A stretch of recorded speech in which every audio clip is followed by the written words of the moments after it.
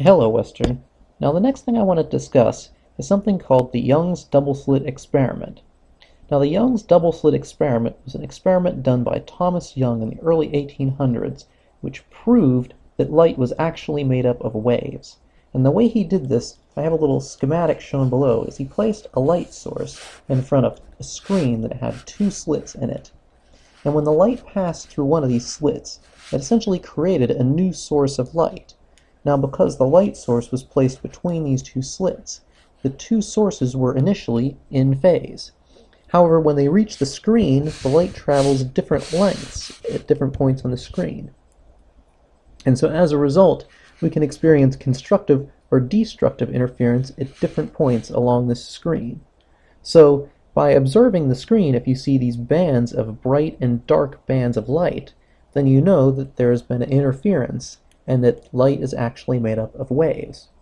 Now, of course, we know now that light's made up of waves, but this experiment is still an incredibly useful thing because using what we know about interference and what we know about the apparatus, its dimensions, you can actually use this to calculate the wavelength of light. Here's just another schematic showing the same thing. So over here I have light traveling through one slit, and down here this is light exiting a different slit. And the light travels through these two different paths to reach the same point. Now, one thing we should point out right away is that the point that is exactly in between the two slits is going to experience constructive interference. This will occur because the length L1 is equal to the length L2.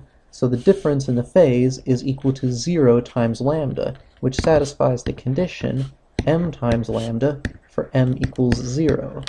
It's because of this that we sometimes refer to the central point as the 0th order maximum, because it satisfies this condition for m equals 0.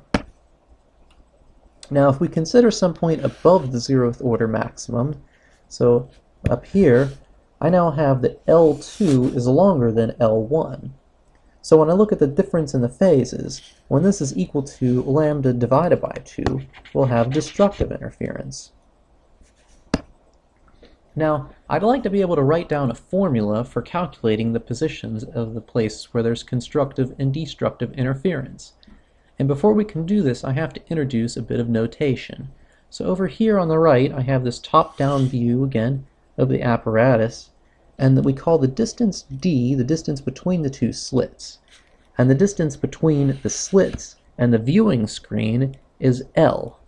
And the distance between this 0th order maximum and any other point on the screen is y. And in most of the cases we'll be studying in this class, L will be much, much bigger than d. And in many of these cases as well, we'll have L is much bigger than y. Now, going back to this, if we think about this, L is much bigger than D, so if I took this screen and I started moving it off to the right, you can see that this angle right here gets smaller and smaller. And in the limit, where L goes to infinity, this angle here goes to 0. And so that's the limit that I want to consider in right now. So in this case, these two beams are going to be parallel because that angle is 0. And in this case, the difference in the phase of these two paths is going to equal this little bit down here, which we can see from this triangle that I have drawn here is equal to d sine theta. So that's the difference in the phase for the two paths.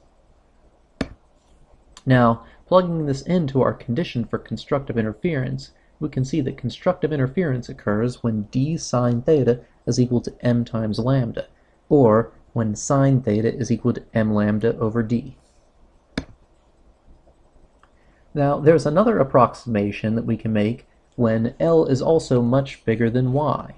In this case, we can use the fact that sine of theta is approximately equal to tangent of theta. And looking at this triangle over here, we can see that tangent of theta is going to be equal to y divided by L. So tangent of theta is equal to y divided by L, and that's approximately equal to sine of theta. And constructive interference occurs when sine of theta is equal to m lambda over d. So now using this formula right here, we can rearrange this to solve for the position of the constructive interference, this y. So we have that the location of the mth order constructive interference is m lambda L divided by d. So let's go ahead and consider a couple of examples. The first example asks, how many bright bands of light can form on either side of the central band when the wavelength is equal to 625 nanometers and the distance between the slits is 3.76 times 10 to the minus 6 meters? Now the first thing we should ask is, why should there be a limit on the number of maxima that can occur in an interference problem? So if we go back to our condition for constructive interference, remember it is sine theta is equal to m lambda divided by d.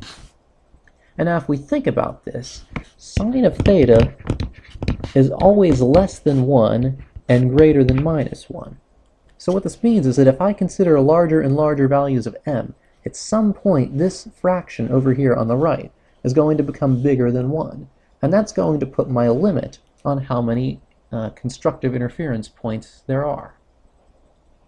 So in order to find where these are, all we have to do is set this equation on the right equal to 1 and solve for m, and then we'll round down. So setting m lambda over d equal to 1 and solving for m, I have that m is equal to d over lambda, which is equal to 6.02. So according to this, there must be 6 maxima above the central. Now the next example says, when we have light that has a wavelength of 425 nanometers and it hits a double slit, the second order bright spot forms at 0.018 meters above the central band. Now the question is where would the first order band be if the light had a wavelength of 585 nanometers? And it tells us here we can assume that the screen is very far away. So remember that when the screen is very far away, that means we're in the limit where we can say that y is equal to m lambda L divided by d. Actually, before I go any further, I want to explain this bit of notation that I have up here. So this is wavelength 1, m1, this is the order for the first wavelength, and now this subscript here, this is the position for the maximum for wavelength 1, and it's the second order maximum. This over here is the maximum for wavelength 2, and we're looking for the first order maximum. Now, the trick to solving this problem is we haven't been given a whole lot of information, but we can pretty quickly calculate the solution to this. And the reason is that while lambda, m, and L are different between these two scenarios, the actual apparatus hasn't changed, so the distance between the slits should be the same between these two things, and the length between the slits and the screen should also be the same. So if I rearrange this formula to solve, for example, L over D, I find that L divided by D is equal to y sub m divided by m lambda. So because this number on the left is the same for both experiments, this number on the right also has to be the same because they're equal. So setting these two things equal to each other, we see that we have y1, 2 divided by m1 lambda 1 is equal to y2, 1 divided by m2 lambda 2. So solving for y2, 1, we see that that's equal to y1, 2 times m2 lambda 2 divided by m1 lambda 1. And if you plug these numbers into a calculator, you see that this gives you 0.0124 meters. And before we finish this example, I just want to point out one thing. So if we actually think about what's going on here, we've got these two slits and then a viewing screen here. And one slit takes one path and the other takes the other.